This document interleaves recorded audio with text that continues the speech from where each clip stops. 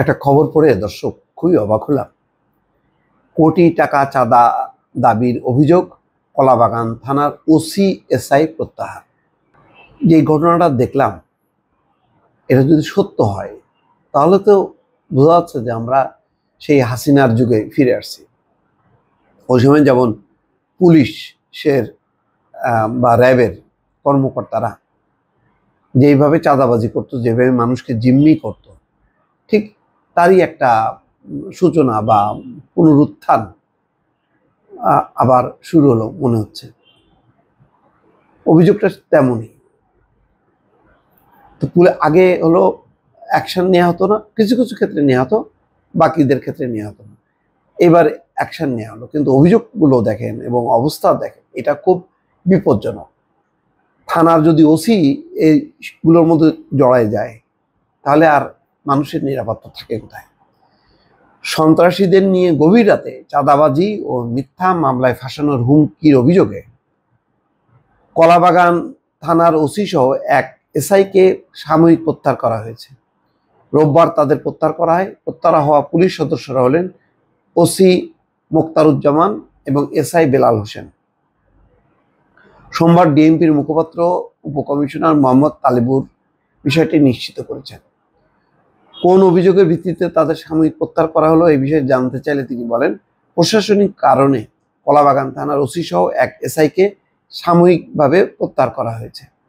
এ বিষয়ে ভুক্তভোগী শিক্ষাবিদ এবং কলামিস্ট ডক্টর আব্দুল ওয়াদুদ বলেন, সন্ত্রাসীদের নিয়ে গভীর রাতে কলাবাগান থানার ওসির চাঁদাবাজি, অর্থ আদায়, ভাঙচুর, লুটপাট এবং মিথ্যা মামলায় ফাঁসানোর হুমকির অভিযোগের সঠিক তদন্ত এবং যথাযথ আইনানুগ ব্যবস্থা গ্রহণের জন্য ডিএমপি কমিশনার বরাবর লিখিত অভিযোগ করেছি। ঘটনার বর্ণনা দিয়ে তিনি বলেন, গত 29 এপ্রিল রাত আনুমানিক 1:30টার দিকে কলাবাগান থানার এসআই বেলালের নেতৃত্বে একদল পুলিশ সদস্য 10-12 জন একদল সন্ত্রাসী আমার বাড়িতে জোর করে ঢুকে পড়ে। আমার ম্যানেজার 999-এ ফোন করলে এক গাড়ি পুলিশ সদস্য ঘটনাস্থলে এসে উপস্থিত হয়। কিছুক্ষণের মধ্যে শাহবাগ এবং নিউ মার্কেট থানার টহল টিমের দুটি গাড়ি এসে বাড়ির সংলগ্ন মেইন রাস্তায় থামে। ম্যানেজার দেখতে পান কলাবাগান থানার ওসি মোক্তারুজ্জামান নিউ মার্কেট এবং শাহবাগের টহল টিমকে চলে যেতে বলেন। শাহবাগ এবং নিউ মার্কেট টহল টিমকে সংবাদ দেওয়ার জন্য আমার এক ষাটোর্ধ্ব বাহাটিয়া লাল মিয়া ও নাইট গার্ড লুৎফরকে কলাবাগান থানার ওসি পুলিশের গাড়িতে তুলতে নির্দেশ দেন, যা আমার বাসার সিসি ক্যামেরার ফুটেজ রয়েছে। তিনি বলেন, বাসার ভিতরে ঢুকে মান্নান নামের একজন পুলিশ সদস্য আমাকে একটু আড়ালে নিয়ে বলেন, এই মুহূর্তে 1 কোটি টাকা দিতে পারলে আমাকে থানায় যেতে হবে না, বাড়িতে রেখে যাব। কি মামলা হয়েছে জানতে চাইলে তারা জানায়, কোনো মামলা হয়নি, তারা টাকার জন্য এসছে। যদি টাকা না দিই আমার বিরুদ্ধে 10টা মামলা হবে। অনেক দিন দরবার করার পর আমি 2 লাখ টাকা পুলিশ সদস্য মান্নান এবং বেলালের হাতে তুলে দিই। ব্যাংকিং আওয়ারের মধ্যে বাকি টাকা দেওয়ার শর্তে 3 জন সিভিল ড্রেস পরা ব্যক্তিকে আমার পাহারায় রেখে যায়। তারা নিজেদের ডিবি পুলিশের পরিচয় দেয়। ভুক্তভোগী ডাক্তার আব্দুল ওয়াদুদ বলেন, এই ঘটনায় 2রা মে ডিএমপি কমিশনার বরাবর একটি লিখিত অভিযোগ করেছে।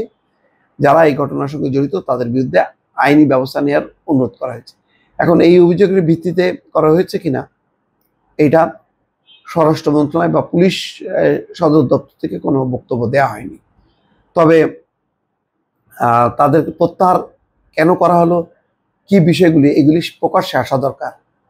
তা নাহলে এরকম পুলিশ সদস্যরা যেমন সতর্ক হবে না, তেমনি মানুষ সচেতন হবে যে এই ধরনের কর্মকাণ্ড যদি পুলিশের পক্ষ থেকে করা হয় তাহলে এর প্রত্যুত্তর দিতে হবে, এবং এটা যদি পাল্টা তারা অভিযোগ করে তাহলে ঊর্ধ্বতন কর্তৃপক্ষ এই ব্যাপারে ব্যবস্থা নেবে। দর্শক ভালো থাকবেন, আল্লাহ হাফেজ।